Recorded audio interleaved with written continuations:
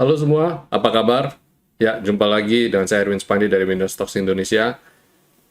Jumpa lagi di akhir pekan ya, tidak terasa kita sudah di akhir pekan lagi nih. Dan bagaimana dengan trading Bapak Ibu di mengawali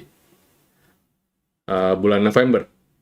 Ya, perdagangannya cenderung bergerak flat ya, bahkan kalau boleh saya bilang cenderung volatile, bergerak liar. Bisa merah terus tahu-tahu penutupan ditarik naik hijau, atau pembukaannya hijau di bawah turun merah, akhirnya penutupan ditarik lagi naik hijau lagi. Ya, cenderung bergerak begitu terus beberapa hari belakangan ini. Dan walau begitu saya justru malah melihat masih ada positifnya ya. Kenapa saya bilang masih ada positifnya? Karena kita tahu kemarin The Fed mengumumkan suku bunga, terus ECB juga sama, dan itu tekanannya cukup besar ya, tekanannya cukup besar. Bahkan ketika The Fed mengumumkan suku bunga, seketika market Wall Street langsung ambiar. Kenapa? Karena ketika diumumkan kenaikan suku bunga, Jerome Powell dia mengatakan bahwa ini masih belum selesai gitu ya, dan kami tidak berpikir untuk buru-buru istilahnya. Mereka merasa bahwa ini akan tetap berjalan ini ya, mereka menaikkan suku bunga untuk menahan laju inflasi. Luar biasa banget gitu ya. Ketika dia umumkan, di saat yang bersamaan dia kayak ketok palu lagi, kayak palu godam, dia hantam ke market, dan market akhirnya anjir. Sampai ada muncul meme yang ketika si Jerome Powell itu selesai pidato, dia tutup sampai ada tulisan meme, ya rasanya statement saya sudah cukup nih untuk bikin market ambiar. Sampai ada tulisan gitu. Tentu saja bukan kita yang buat ya, itu maksudnya bukan market lokal yang buat, tapi itu lebih kepada trader-trader di Amerika sana ya, mereka yang buat tuh meme lucu-lucuan. Jadi apa yang dilakukan The Fed itu sudah seperti kayak istilahnya kayak ngirim cuka ke luka gitu ya. Udah tahu marketnya udah kayak begini, dia masih malah keluarin statement yang negatif di saat yang bersamaan. Dia dengan menaikkan suku bunga aja itu udah cukup membuat market goyang gitu ya. Apalagi dia tambah lagi jegret, tembak lagi ya. Ngawur banget lah. Apalagi market Amerika itu, Wall Street itu bergerak based on sentiment. Karena apa? Market cap-nya udah besar sekali ya, besar sekali, tidak bisa mungkin kita belum terpikir kali ya bagaimana cara market itu bergerak di Amerika, tapi saya yakin tidak dikendalikan oleh segelintir orang, berbeda sama di sini ya. Kalau di sini ya orang ada bilang si Thanos of IDX yang waktu itu, you know what ya, you know who, bukan you know who. Dan apa namanya ya, IHSG bergerak cenderung asing masuk market naik, asing keluar market ambiar, lebih kayak begitu bisa digerakin. Kalau Wall Street nyaris nggak bisa, based on sentimen aja, sentimen negatif tiba-tiba buff ambiar, sentimen positif hanya gara-gara sentimen mungkin earning earning yang tidak sesuai dengan ekspektasi aja bisa bikin market ambiar, bayangin ya. Jadi ya seperti itulah gitu. Jadi sentimen itu penting sekali ya, berita-berita itu penting sekali di sana. Udah boleh dibilang kayak udah ngalahin fundamental, ngalahin teknikal. Jadi ya IHSG bisa bertahan di tengah kondisi kayak gitu, itu menurut saya jempol banget, bagus. Itu sebabnya saya di hari Jumat saya ada rilis video IHSG berpeluang menguat di tengah tekanan market global. Jadi ya tanggal 4 ya saya rilis ya. Harusnya video itu sebenarnya saya rilis di tanggal 3 ya untuk teman-teman, tapi baru saya rilis keesokan hari di tanggal 4 gitu. Jadi ya kita sudah melihat peluang itu gitu. Jadi pada dasarnya IHSG cukup punya daya tahan ya, punya punya kekuatan untuk bisa bertahan dari terpaan badai. Dan ada 5 hal yang mesti kita cermati di minggu depan, yaitu pertama pengumuman data inflasi Amerika yang akan dirilis hari Kamis ya. Ini diantisipasi. Terus kemudian pemilihan umum sela ya di tengah midterm election di hari Selasa, ya ini dua ini justru juga akan membuat Wall Street goncang nih ya. Dan kemudian ya tentu saja itu ujung-ujungnya akan sehingga pergerakan komoditi bisa aja bergejolak di saat ini. Ya, kita perhatikan harga-harga komoditi ya yang diakibatkan oleh sentimen-sentimen krisis Ukraina Rusia dan sebagainya ya. Dan kita lihat harga logam mineral mulai naik ya, bisa perhatikan. Terus keempat adalah China data kemarin di Jumat ya, indeks Chinese dan Hong Kong menguat, dan itu mereka berekspektasi bahwa kebijakan zero covid akan dilonggarkan. Tapi ternyata di hari Sabtu statement itu dipatahkan bahwa mereka tetap akan stick dengan kebijakan zero covid. Jadi kita nggak tahu nih hari Senin bisa ambiar nggak ya. Jadi makanya sebab itu kita di minggu depan tuh serasa kayak ya badai belum berlalu ya, goncangan masih ada. Itu sebabnya saya dari awal tekankan pergerakan ini cenderung liar nih market ya. Terus yang terakhir adalah UK GDP yang kita akan pantau di hari Jumat. Jadi ya, kemarin hari Kamis Bank of England sudah menaikkan suku bunga, dan nanti di hari Jumat akan rilis UK GDP. Ya, itu 5 hal yang patut kita pantau di minggu depan. Jadi silakan aja ya. Saya lihat market masih akan ada goncangan, tapi IHSG saya yakin masih cukup bergerak cukup kuat. Coba kita lihat cek chartnya untuk lebih firm, untuk lebih pastinya ya. Nah, ini kalau kita lihat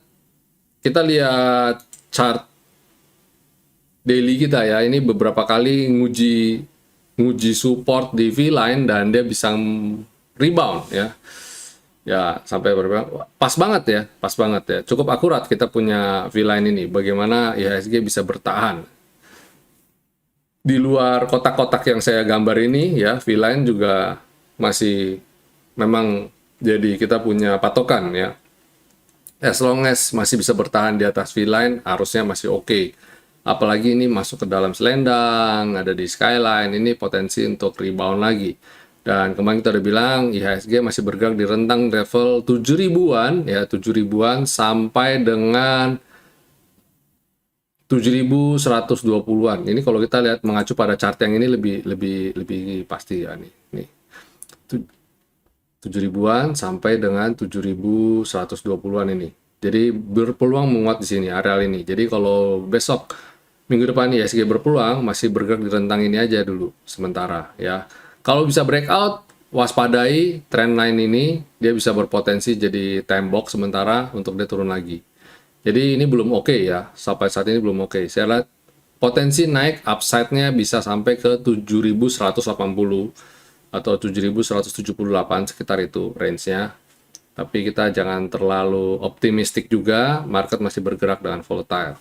Dan penutupan Jumat kemarin IHSG masih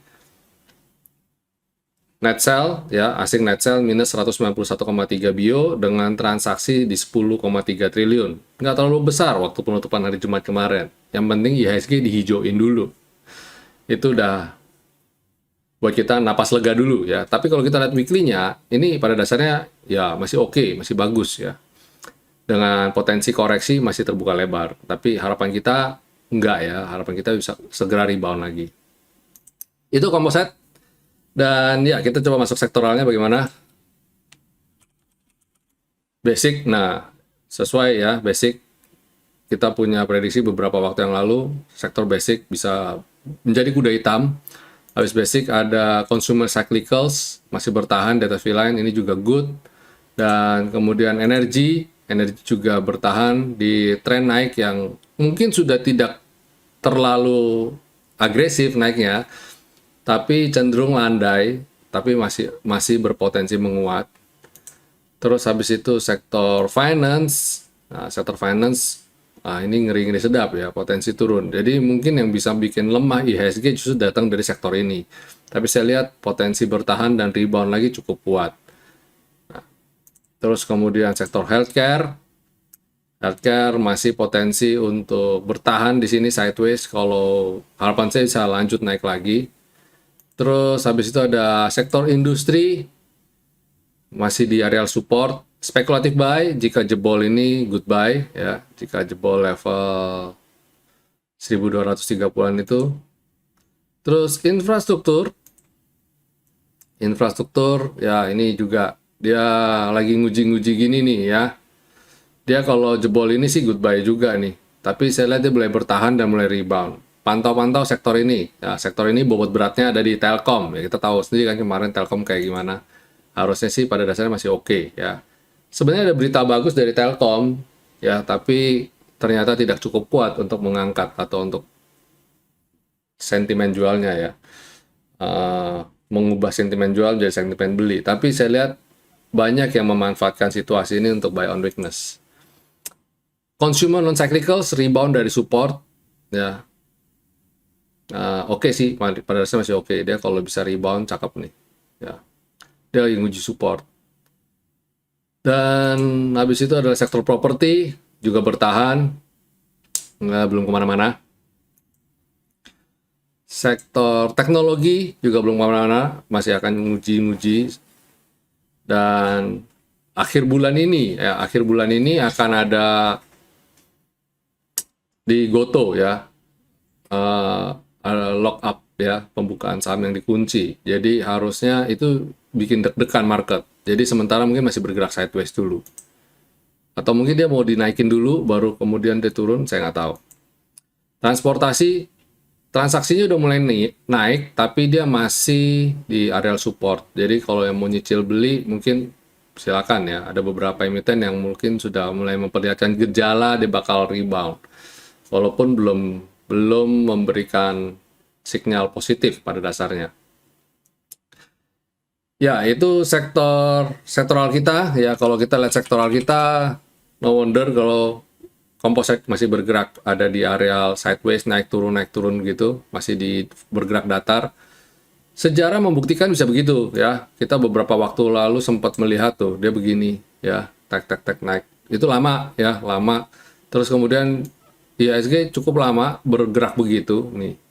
Dari November 2021 sampai dengan awal tahun Februari 2022 dia juga bergerak sideways. Jadi jangan kaget nanti kalau IHSG masih bisa bergerak begitu dan cukup panjang. Bisa 2 bulanan mungkin sampai akhir tahun window dressing, mungkin Januari efek dia baru terbang. Bisa kayak gitu. Tapi pada dasarnya IHSG masih cukup berpeluang untuk naik ya. Oke, itu kita punya market outlook untuk perdagangan di minggu kedua di bulan November. Dan next kita berikan rekomendasi untuk tanggal 7 November 2022. Apa aja yang bisa kita perhatikan? Ya, pertama adalah MDKA. Saya sudah bilang tadi ya, mineral, emiten mineral, komoditi patut dicermati. Salah satu dari 5 hal yang perlu kita cermati di minggu depan, dan emiten itu adalah emiten mineral. Pantau MDKA, terus habis MDKA ada Antam. Antam juga menarik ya. Dan habis itu ada Indofood. For your info, Inco pernah saya rekomendasikan di tanggal 27 Oktober dan harusnya masih cukup relevan ya. Antam dan Inco ini masih oke ya. Terus kemudian Indofood juga cakep ya, dari support dia potensi rebound naik kembali ke atas, termasuk stok defensive stock ini ya. Maksudnya defensive stock itu apa? Artinya saham ini bergerak tidak volatile banget, naik turun 1-2%, dan ketika market bergerak liar dia cenderung tetap adem aja. Dan kalau dia posisi lagi di support, menarik untuk bagi Bapak Ibu yang tidak terlalu suka dengan adrenalin, mungkin bisa beli saham ini duduk diam dalam beberapa waktu. Ketika market gonjang-ganjing dia cenderung bergerak flat ya. Terus habis INDF ada Raja. Tapi kadang-kadang kita nggak suka yang kayak gitu ya. Pengennya kan yang pam pam pam naik. Kalau bisa yang arah. Nah, Raja juga mirip-mirip sebenarnya dalam beberapa waktu ini sideways. Sebenarnya orang banyak bilang, Pak, apakah bukankah ini saham yang sudah terjadi akumulasi setelah dia naik dan ini pullback, naik lagi dan ini cenderung turun, Pak? Ya, memang. Makanya itu sebabnya saya ada kasih syarat dan ketentuan ya, kondisi berlaku emiten ini. Kalau lo ya, dia bisa breakout itu baru bagus ya. Jadi kalau dia bisa breakout baru oke. Tapi sebaliknya, kalau dia tidak bisa breakout, ya dia akan breakdown ke bawah. Itu yang akan kita waspadai. Nah, ini kalau dia breakout, ini kan bagus nih. Sampai ke sini 1347. Sebaliknya tapi kalau dia breakdown ke bawah, nah sama turunnya pun sama dalamnya ya. Ini kalau ini kalau kita tambahkan dia breakdown, nah sampai ke sini, wah ini bahaya ini ya. Jadi mana ini yang bergerak nih? Kita juga belum tahu ya. Mau bergerak kemana? Naikkah atau turunkah? Ya, moga-moga bisa naik lagi ya. Karena sebenarnya kalau memang benar loh ya, Raja itu memang akan ada sentimen positif, maksudnya dia akan corporate action dan entah itu sekedar digoreng saja kah atau memang dia akan positif. Jadi silakan dua ini kita cermati pergerakannya. Kalau dia turun dia akan goodbye, sebaliknya kalau dia naik dia akan cakep. Oke, trading itu selalu ada dua arah sih, jadi kita nggak bisa serta-merta oh pasti naik gitu, belum tentu. Kalau jebol kita harus cut loss ya. Oke, last but not least adalah buka. Ini juga menarik ya. Kalau kita lihat dia lagi bergerak. Ini sebenarnya juga menarik nih. Oh, ini ternyata. Dia lagi di support nih. Wah, gile banget. Saya nggak. Sebentar, saya zoom dulu deh. Nah, ini kalau kita ini dia. Sampai sini, target masih ada 80%-an ke T2. Kalau dia nggak bisa breakout, dia potensi untuk nguji supportnya lagi di sini. Jadi, kalau dia breakout sih cakep. Kalau nggak bisa, ya goodbye lah. Ya, kalau dia bisa breakout ini cakep, tapi kalau dia nggak bisa, ya kita tunggu dulu. Soalnya ini ada gap di sini. Ini jadi penghalang dia sementara. Ya, ini jadi penghalang. Kalau sampai sini sih menarik nih. 8%-an, sama ya kira-kira tuh. Ya. Oke, itu rekomendasi kita untuk perdagangan tanggal 7 November 2022. Semoga apa yang saya bisa bagikan bisa bermanfaat ya. Baik, Bapak Ibu, itu dulu market review kita dan rekomendasi untuk perdagangan tanggal 7 November 2022. Semoga apa yang saya bagikan bisa berguna. Dan yes, enjoy your weekend. Happy profit, happy cuan. Stay safe, stay healthy, and God bless you all. See you.